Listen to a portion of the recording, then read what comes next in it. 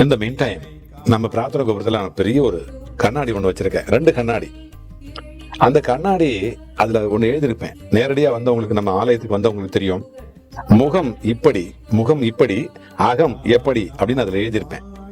அது ஒரு மிகப்பெரிய தத்துவம். அந்த தத்துவத்தை நம்ம புரிஞ்சுக்கிட்டோம்னா ரொம்ப நாமளே எடை போட்டு பார்க்கலாம். இது பெரிய கண்ணாடி தத்துவம். கண்ணாடி தத்துவம். ஒரு வயசானவர் அடிக்கடி கண்ணாடியை பார்த்துக்கிட்டே இருப்பார். அப்புறம் ஏதோ சிந்தனையில மூழ்கி போவார். பக்கத்து வீட்டு இளைஞர் ஒருத்தர் இருக்கிறான் இல்லையா, அவனுக்கு குறுகுறுப்பு. அவன் என்ன செய்யறான், தாத்தா அந்த கண்ணாடியில அப்படி என்னதான் இருக்குது. பெரியவர் அடிக்கடி அதையே உத்து பாக்குறாரு. ஒருவேளை மாயாஜாலியா கண்ணாடியா இருக்குமோ, அதுல ஏதாவது பூதம் பிசாசு ஏதாவது வருமோ, அவனால இந்த ஒரு ஆவலை கட்டுப்படுத்தவே முடியல. அவன் பெரியவர்கிட்ட போனான். தாத்தா தாத்தா என்ன தம்பி அப்படின்னாரு. உங்க கையில வச்சிருக்கீங்களா, அது கண்ணாடி தானே? ஆமா. அதுல என்ன தெரியுது? நான் பார்த்தா என் முகம் தெரியும், நீ பார்த்தா உன் முகம் தெரியும். சரி, அப்படியானா சாதாரண கண்ணாடி தானே அது? அது ஒன்றும் பூத கண்ணாடியோ இல்ல மாய கண்ணாடியோ இல்ல மந்திர கண்ணாடியோ இல்ல இல்லையா அப்படின்னு கேட்கறான். ஆமாப்பா, சாதா கண்ணாடி தான், நீங்க எல்லாம் பார்க்கறீங்களா அதே மாதிரி கண்ணாடி தான் அதுவும் அப்படின்னு அவர் சொல்றாரு பெரியவர். அப்புறம் ஏன் அதையே பார்த்துக்கிட்டு இருக்கீங்க? பெரியவர் சிரிக்கிறார். சாதாரண கண்ணாடி தான்பா, ஆனா அது தரக்கூடிய பாடங்கள் இருக்குது இல்லையா, அது ரொம்ப ரொம்ப பாடமா.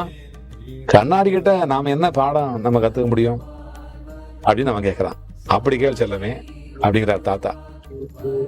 உங்கள ஒருத்தருக்கும் மற்றவங்களுக்கு கண்ணாடி மாதிரி. எப்படி? ஒருத்தருக்கு கண்ணாடி மாதிரி. எந்த விதமான ஆழமான ஊமை.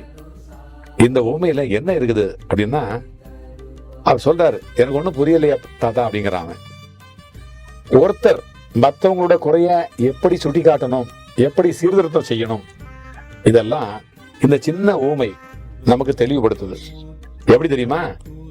நம்ம முகத்துல ஏதேனும் அழுக்கோ அல்லது ஷேவிங் பண்ணாம இருந்தாலோ கரையோ பட்டுடுச்சுன்னு வச்சுங்களேன், அது கண்ணாடியில அப்படியே தெரியும். அப்படியே அந்த கரையை கண்ணாடி கூட்டுறதும் இல்லை, குறைக்கிறதும் இல்லை, உள்ளத்தை உள்ளபடி அப்படியே காட்டுது இல்லையா? ஆமா. யாரு சொல்றான்? இளைஞன். ஆமா. அதே மாதிரி உன்னுடைய சகோதரன் கிட்ட, நண்பன் கிட்ட எந்த அளவுக்கு குறை இருக்குதோ அந்த அளவுக்கு தான் நீ அதை சுட்டி காட்டணும். அதுக்கு மேல அதை கூட்டவோ அதை மிகையாவோ ஜோடித்தோ சொல்லக்கூடாது. அதை துரும்ப தூணாகிறது, கடுகு மலையாகிறது, இதெல்லாம் கூடவே கூடாது. இது கண்ணாடி சொல்லக்கூடிய முதல் பாடம். முழு பதிவை பார்ப்பதற்கு கீழே உள்ள ப்ளே பட்டனை கிளிக் செய்யவும்.